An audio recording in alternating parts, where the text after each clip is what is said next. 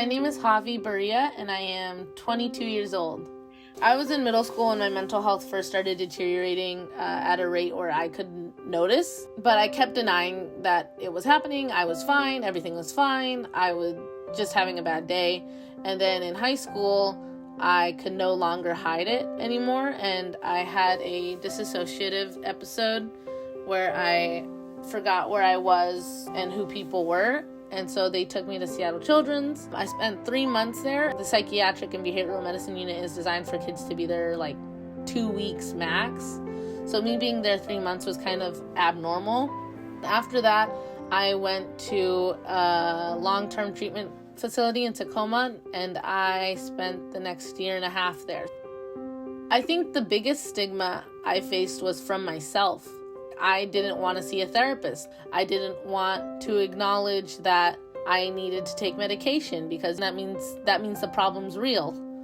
One of the things I felt really grateful for to have learned at Children's was that I am not my diagnosis. I am not my anxiety. I'm not my depression. I am not my autism spectrum disorder. It's a part of me, but it's not me. I think that's something that's been really important for me to advocate about too, is that I am so much more than what the DSM-5 says I am. As someone who has dealt with mental health issues, I can tell you it is a very lonely road, and it feels extremely isolating. Everyone deserves the care that I got. And the reality is that not everyone gets it right now. But the hope is that one day, no one will have to go through this alone.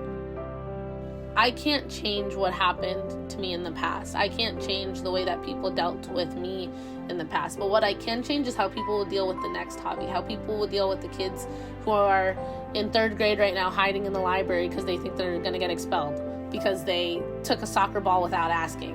And that's the way I've always tried to think about it. I wish this, but how can I change it for the next person? And I think the way I can change it for the next person is to keep advocating. No one really wants to talk about mental health, but it's so important that we do because it affects everyone. And so I noticed that if I can be that initiator to launch the conversation, then that's what I'm meant to do.